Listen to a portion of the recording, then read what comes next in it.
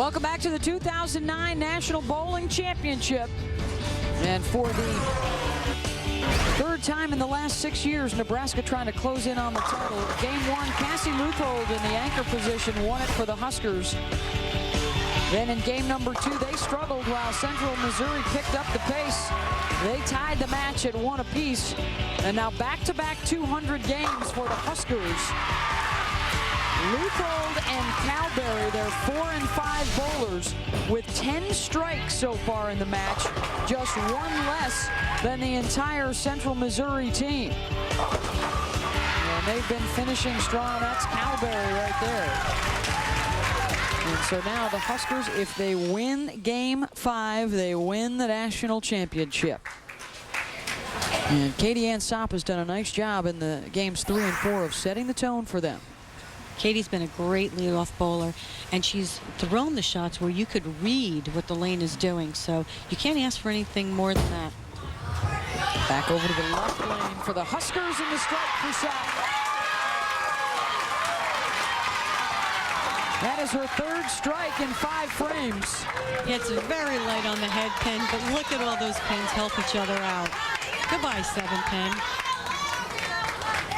Tell you, a break like that changes the whole game.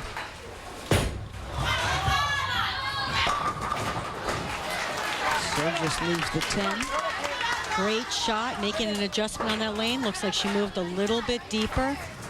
Leaves the ring 10. Now they've got to fight off frustration and the feeling that, hey, you try to do too much. Ron Holmes has talked about we can't be just one person. Everybody has to show up. Stay focused in the here and now. Does not hold.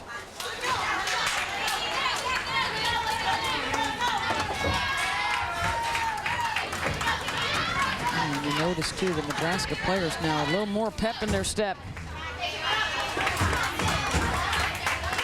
Central Missouri needs to just forget about that, and the second bowler needs to get up there and make a good shot and get the team going. Lagerman.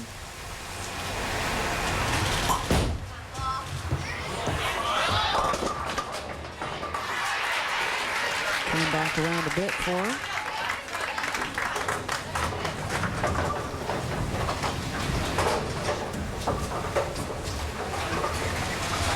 .28 again.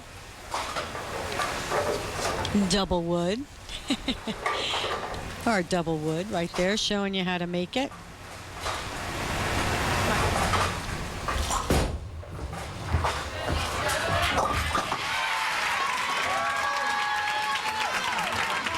Takes care of business there, working on the strike. Sopp led off with, and the Huskers jump out early. Jamie Mitchell trying to get some momentum back.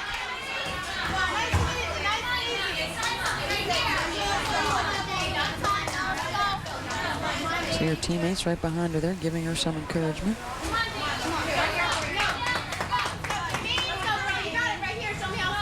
They bounced back from a 3-2 deficit earlier tonight to upset Fairleigh Dickinson.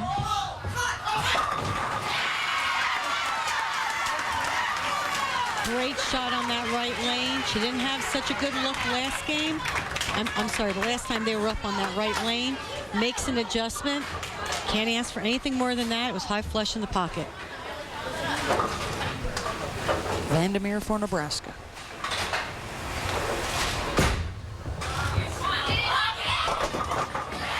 Strikes back. Nebraska not opening the door. Moving a little deeper inside, barely hitting the head pin, but that's what you want. I'll tell you, those light hits, the last couple games, the light hits have been going down nice and easy. It's the ring 10s and the 4 pins that have been stubborn, just like this shot here.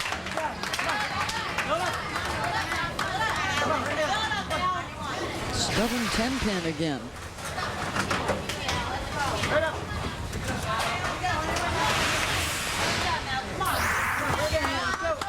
Eighth season at Central Missouri, 5-time Division II National Coach of the Year, trying to guide the Jennies. It will be the first Division II team to win the NCAA title. 1, 2, and 3 all compete together. 57 different programs nationwide.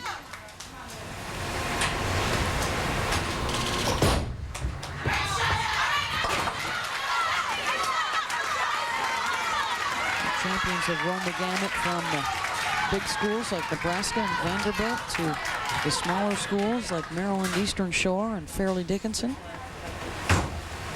It's amazing to see how some of those programs, I mean, they started literally with 5 bowlers and have just grown to be national champions. Cowberry, 6 strikes for her now, the most in the finals. She's been clutch cargo there, setting up the 5th and then 10th frame for her anchor bowler.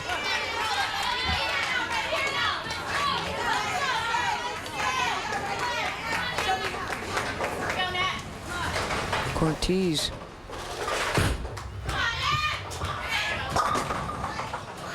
They've been in a tough spot at the bottom of their order for much of the night. They're coming up already trailing on the scoreboard. One of the things Central Missouri might want to look at is some of the bowling balls they're throwing are shiny, which is going to get the ball down the lane. It's going to get the ball to skid down the lane before it starts to break towards the head pin. The Nebraska team, the majority of the team, are using balls with surface, which is allowing the ball to roll up a little bit sooner before it hits the pocket. And that seems to be working right now.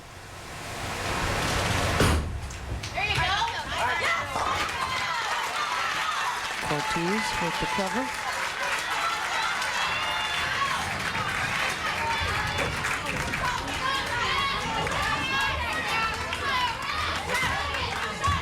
Cassie Leuthold.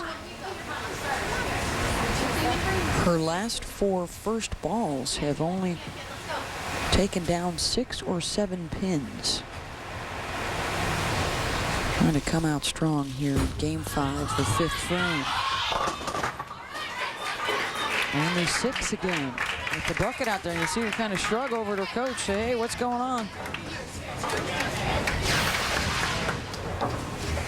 Actually, it looked like a good shot off her hand, just gets down the lane a little bit further, leaves the bucket again. Here's the thing, even though they're moving a little bit further inside to follow where the condition is going, because there's been games bowled on the parrot, the oil now is carrying down, which could be tightening up the back end. So the ball's not making that sharp break into the pocket for her as much anymore. So she may have to make a move on the lane back a little to the right instead of to the left. Constant adjustments with that oil moving around, and again, dumps the bucket.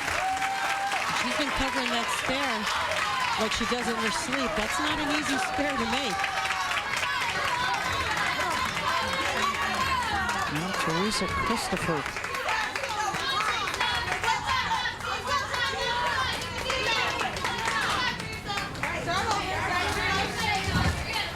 And restart her approach.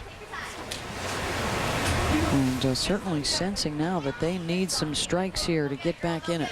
And that's the best thing to do. If you have any doubts in your mind when you step up on that approach, you need to step back off and regroup, because you're only going to get mad at yourself if something goes wrong and you could have changed it.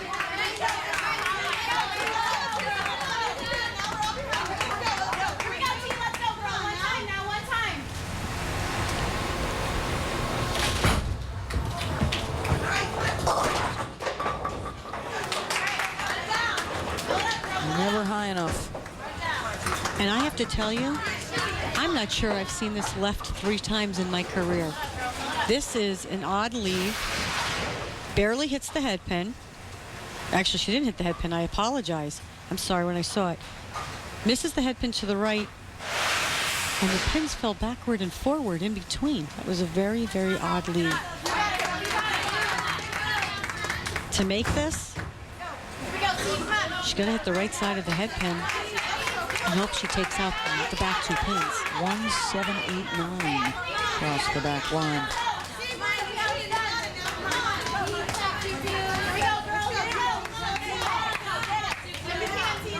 And the way Nebraska's been